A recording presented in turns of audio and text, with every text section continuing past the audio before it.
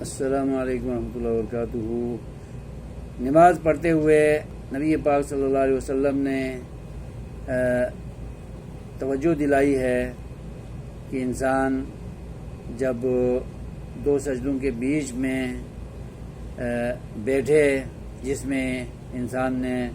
دعا پڑھنی ہے، اللہم اغفر لی وارحمنی واہدنی وعافنی وارزقنی واجبرنی وارفعنی، یا صرف 3 بار اللہم اغفر لی اللہم اغفر لی اللہم اغفر لی پڑھنا ہے، تو اس دوران گھٹنے پر دونوں ہتھیلیوں کو بند کر کے گھٹنے پر رکھنا ہے، یہ سکھایا ہے۔ اور جب اتحیات انسان بیٹھے تو پہلے دائیں ہاتھ کو مٹھی بنا کر اور انگوٹھے کو یہ درمیانی انگلی کے درمیانی حصے پر یوں گول کر کے رکھے یوں، اور جب اشہد اللہ الہ الا اللہ و اشہد ان محمد عبدہ و رسولہ پڑھنے کا مقام آتا ہے تو انگلی کو اٹھا کر نیچے کرنا چاہیے، اور حدیث میں آتا ہے کہ اشارے کو قائم رکھے، انگلی کو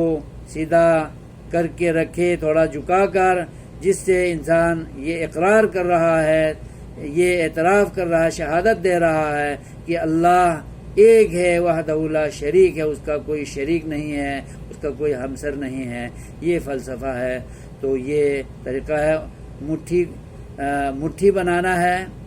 اور انگوٹھے کو درمیانی انگلی کے بیچ والے حصے پر یوں گولائی میں رکھنا ہے، اور یہ جو شہادت کی انگلی ہے اس کو اٹھا کر اشہد اللہ الہ الا اللہ و اشہد ان محمد عبدہ و رسولہ پڑھنا ہے، اور بائیں ہاتھ کی ہتھیلی کو بند کر کے،